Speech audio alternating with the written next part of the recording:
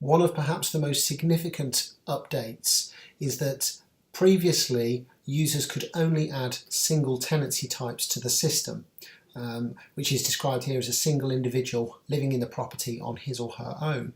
However, the system now goes one step further, allowing you to add a joint tenancy, for instance, which could be two or more people living at the property, jointly responsible for everything.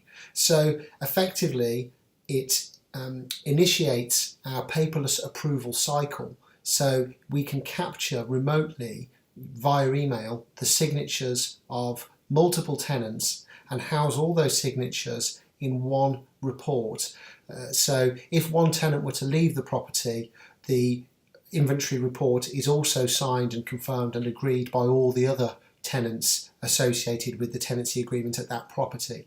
We also have the feature for specific tenants to be assigned to specific bedrooms, which is ideal if you're dealing with a property that has multiple tenants, or even if it's a HMO.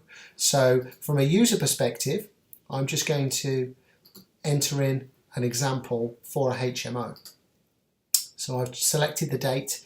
I'm not going to put any tenant details into the system just because I want to speed things up for an example. So I've just hit save, which will allow me to add their details as draft.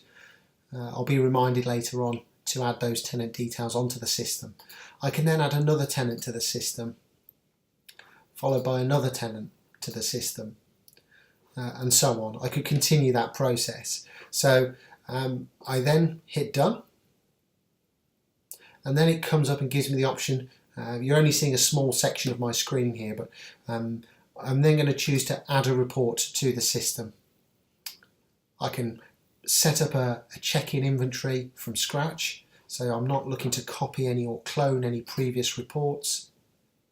And then I go into my overview screen, and from here I can assign specific tenants to specific rooms. So if, for instance, I wanted to assign, let's have a look, say the first tenant to a particular room, I can do so. And that means that when the final reports are created, tenant 2 will only see tenant 2's bedroom and all the communal areas. However, tenant 1 will only see bedroom 1, for instance, and all their communal areas. And this is very useful because it enables one report to be created, but also splitting off multiple reports specific to each individual within the property.